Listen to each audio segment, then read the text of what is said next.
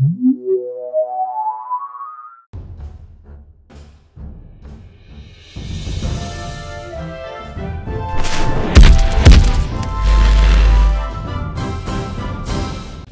gang, welcome to an all-new review right here on ToyWorldOrder.com. Starring me, Devall, and my buddy named Dave. Yay! We are back, gang. We're taking a look at yet another G.I. Joe Con 2015 exclusive souvenir. This time the souvenir 3-pack of the Tiger Force helicopter crew. So, of course, the Tiger Force helicopter crew comes packaged in this nice little poly bag there. That as does all of the convention souvenirs. You have to have an infant around the house you want to get rid of. Convenient.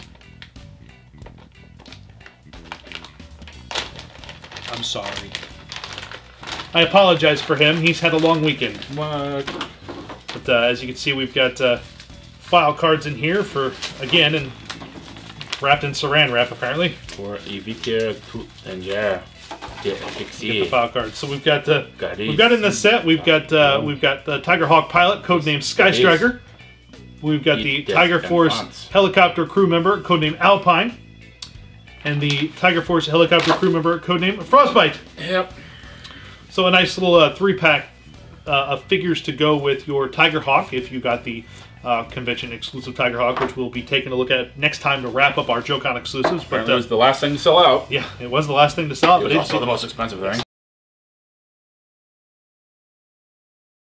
Packaged much like all the rest of them we've looked at. The figures themselves are bagged here, and then inside of the bag is their accessories and their display stand. But someone like Alpine here, I think, is the one figure that most people had the most problem with. He looks like a McDonald's employee. We'll take a close up. We'll take You deserve a break today, Cobra. We'll take a close. A broken head. Well, let's open the other two and let's take a closer look at them, and we'll talk about the problems people had with Alpine. So let's take a look, gang.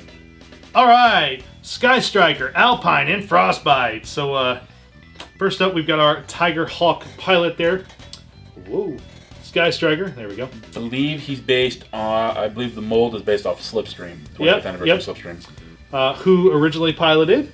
The Conquest X-19. Yeah. Not X-19, but the Conquest. I had that jet when I was a kid. It was awesome.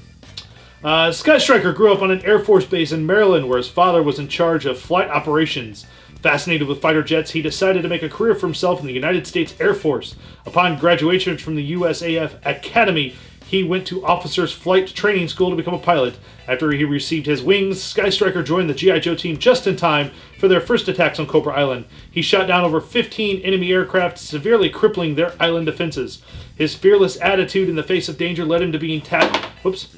I just killed him too.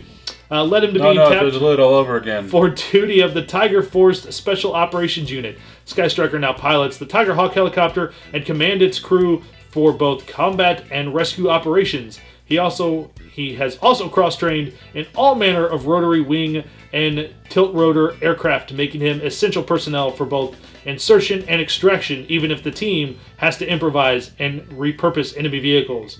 And his quote is, "I'm a man born to fly." And then we have our friend Alpine here. He's loving it. From the middle of It's the red shorts. That's true. From the middle of the flat, dusty Snake River plain where Alpine was born, he could see the mountains on the horizon in almost every direction, like a physical... By the way, what's his name? Albert Empine. Alpine. Yeah, I get it. No, Larry Hama would do stuff like that because the idea was if you could make a buyer laugh, they might buy your toys. That's true. So a lot of the Joes kind of have cute names like that. Yes, they do. Just a little point, a little Easter egg. Yeah. He could see you took them all out. I know. Now it's like retaliation all over I did on purpose. He could see the mountains on the horizon in almost every direction, like a physical barrier between him and the world he wanted. He took up mountain climbing during college and continued as a recreational climber during his brief tenure as an accountant for a large publishing firm. Seeking more meaningful ascensions, he joined the Army, trained at Mountain Warfare School, Camp Ethan Allen, and graduated Ranger School Fort Benning. He was quickly recruited into the G.I. Joe team, where his unique specialty could be put to more important use. When the Tiger Force Special Operations Unit sent notification of an upcoming employment to a hostile fire zone, Alpine volunteered to be a door gunner on the Tiger Hawk. Employment or deployment? Deployment, sorry. Upcoming deployment to the hostile fire zone, Alpine volunteered to be a door gunner on the Tiger Hawk helicopter, firing a heavy machine gun at ground and air enemies from a sideward hovering aircraft in a crosswind while deploying ropes and hoisting crew members to space safety is just another perilous balancing act for him. Sometimes it's only at half the altitude he normally operates. And it says, what I do is an attempt to defy gravity. Now he needs to sing that Wicked song. No. Tell them no. We've already defamed him enough. That's true. And then our last card here is Frostbite. Farley B. Seward. Frostbite was born in a place... Get that one? Huh? Seward is the guy who bought Alaska? Yep. Good call. Frostbite was born in a place where summer is a myth and a crowd consists of two people standing on the same acre. He worked briefly as a lineman on the Trans-Alaska pipeline system, the TAPS. Is it Trans-Atlanta or Trans-Alaska? Sorry, it's Trans-Alaska. I corrected myself. And found the job unchallenging despite the 40 degrees below zero temperatures and hazardous conditions. After years of living unpatriotically close to the Soviet Siberia, he took the Army up on its promise to give him a challenge whenever he wanted one. He graduated from the Transportation School, Fort Eustis, and Armor School, Fort Knox, before being selected to join the Arctic Division of the G.I. Joe team. My fingers aren't working. As part of the Tiger Force Special Operations Unit, Frostbite has taken on the responsibility of protecting the Tiger Hawk helicopter crew by manning a machine gun in the open door of the aircraft. His Arctic survival skills make him especially well suited to the cold, windy conditions in the unpressurized cabin's gunner station. It.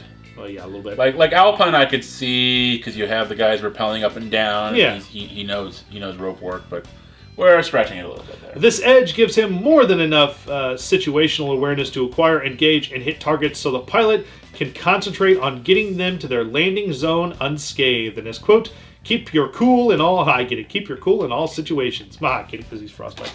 Yeah. I think it's because he came with the Snowcat Tiger Force vehicle. Oh, yes. So, which I believe was Tiger Paw, but I may be wrong. Tiger Paw. But I think that's why they included him in the set.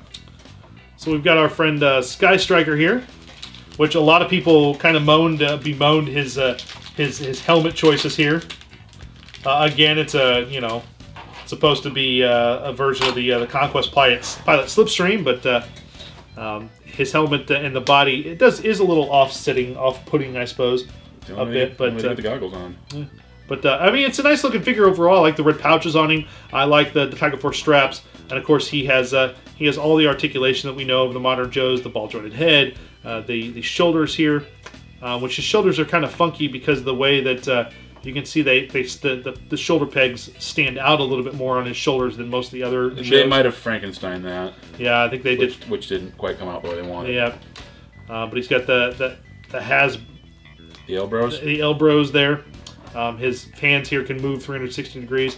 He's got the rocker joint there on the the lower stomach there that he can move up and down there. And of course the hips. He's got the double jointed knees there, which are nice, as well as the ankle joints there. So some nice articulation to him. We'll put him on his display stand here, pegged in there just right. There we go. So we'll get Skye. Now, Skye Striker only comes with two weapons. He comes with this little, it's almost like this little mini Uzi, or mini machine gun, I should say. Yeah. And then he comes with this little handgun right there. Pachoo, pachoo. But of course, he can hold his weapons in either hand here, so we'll put his handgun in his right hand, like so. Put his other gun in his left hand. So there we go. There we go, and we've got our pilot armed and ready for battle. Although he probably won't use those guns very much because he's flying the darn helicopter. If the helicopter gets shot down, he's gonna be glad he has those guns. Oh, that's true. That's true. But like I said, I do like. They don't want to stay on their stands that well. You're just doing it wrong. Apparently. Oh god. Oh no. Oh no. I do like the look of this character, and yes, I agree with most of the Joe guys that the helmet is probably there probably could have been a better head to use in this case. Again, I think they went that way because I think that is an actual Tiger Force figure. Yeah. I believe. It does look a little funky on this body, though. I'll give you that. But overall, it's a nice looking figure. I think. Well, why don't you talk about Frostbite real quick? Well, Frostbite's interesting because he hasn't been done in the modern style. So this figure At all? Nope. Wow. So the theory is because they did him for this that he will probably be the Mystery 13th figure from this year's subscription service. But will he be the Tiger Force? No. He'll be the regular one. Gotcha. He'll be the regular one, which I think will complete us up till I want to say 85 for like every character. Right. I'm not 100% sure, but I know that when we get Frostbite, up to a certain year's worth of figures will be complete. Right. I just don't know the exact year. The goggles were a separate thing. I actually had to take his head off to get the goggles on him because they would not fit over his little sort of furry hat. His furry hat. His cute little hat there. Gotcha. Comes with 2 pistols, and they both fit in the holsters. 2 green pistols. There's one there, and there's one back there. And he comes with kind of a sniper rifle-y thing. Frostbite originally had a very distinctive rifle. It was like an M16 with a giant scope on it. Yep, I remember that. And they kind of gave him more of a well, it's got an impressive scope, but it's not quite the same rifle. Got a brown jacket. He's got the Tiger Force pants. This little furry thing is a separate piece with the holster attached. And again, you know, he's got all the stuff that Jason keeps talking about. He's got the I'm off camera. The shoulders and the elbows. Okay, if I can find where it bends properly. So the problem with these is once you pull them out of the bag, you have to figure out. Yeah, you got to get them oriented and get everything right. Okay, the hand is just a standard swivel. He's got the ab rocker. I don't think he's got a hip or a waist joint. We got the ball hips. We got the double jointed knees. And I put him on the stand already, but don't think he has rockers on his feet. Yeah, none of them so far that we've looked at have had rockers. I thought you said he had rocker feet. The other guy had rocker feet. No, just the regular ankle. Okay. And he's still off camera because I'm stupid. Well, I'm looking at the figure instead of looking at the screen. Dave's like, oh. Me and professional. Yes, this professional toy journalist. Shut up. I don't camera. Shut up. Pop it. Stop it. It's a good figure though. I like the little holsters for his guns. I think that's a. That's one of those innovations, those modern innovations that at the time I was like, it's a miracle. Yeah. And then you're like, I'm going to lose all of these. I know, but when I was a kid, I would always get those little dentist rubber bands for braces, people with braces, and just kind of rubber band them to the guy's thighs. But yeah, I mean, I think Dave's right. Is this? That's the theory. Is that because they didn't announce the Mystery 13th figure? Hence mystery. I know, but how many figures are we away in the FSS this year? I think we're down to the last 2. Okay, the last 2 or last 4, but we're done the last couple waves. Gotcha. So it should be soon.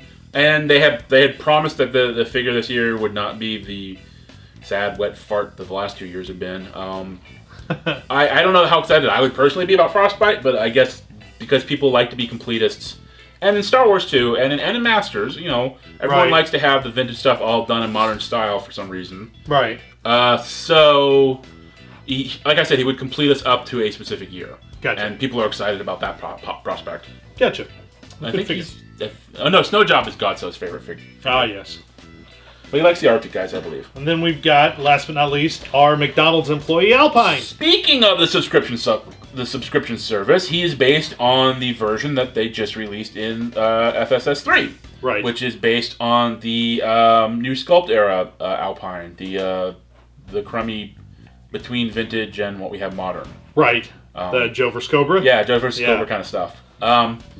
So that's the basis of the body. Yeah, it's pretty. Okay, this is probably. It looks better in green. It does. This is probably everyone's least favorite character because I like him. I mean, I make fun of him, but it's with love. I like the rope here is a separate piece, and it can kind of like it hangs down on his arms there. It doesn't. It's a completely separate piece there on his waist, as well as the climbing gear here. You see, he's got a little carabiner in there. He does have a little carabiner in there. That's pretty cool. But he's. He wants a carabiner. I think it's carbiner. Carbiner. But the goggles here are separate. Those had to be pushed onto the hat there. So unlike Frostbite, he can't wear those goggles. They're made specifically to go around the hat, like so. But he comes with like the green. Uzi, or a little green submachine gun. Yeah. Yep. And then this assault rifle. Yeah, big old giant green assault rifle, big old neon green stuff. But yeah, as you can see though, he's got the the red shoes with like the silver lining and the white socks there, and the red shorts themselves, and the red hat. Being Tiger Force, the color schemes here of yellow and black, and then this red really kind of, I don't know, man. I don't remember anybody else having that much red. No, not at all. Very distinctive. It's very, very distinctive. Yeah, I'm not sure yellow and red really should be going together like that. But I mean, beyond that, he's not. This is probably while Dave likes him, I kind of dislike this figure a little bit just because the way he looks when compared to our other two characters here. When you put and a lot of the guys from the set too. Yeah, a lot of the guys from the set. When you put them all together, it's like, they really kind of stand out a little bit there. And kind of give it that like Frostbite, I think kind of works. He's got the pants, but he's also got the brown jacket. And right. Actually, the other guy kind of works too. Yeah, Skye Striker. Skye Striker works pretty good too. So yeah. It's Alpine is the thing that throws this 3-pack off the most, and did at the show when they first revealed the display case for all these characters. Alpine here was the one that everybody was like, "Oh dear Lord, what is he wearing?" Which was kind of funny to hear Joe fans asking.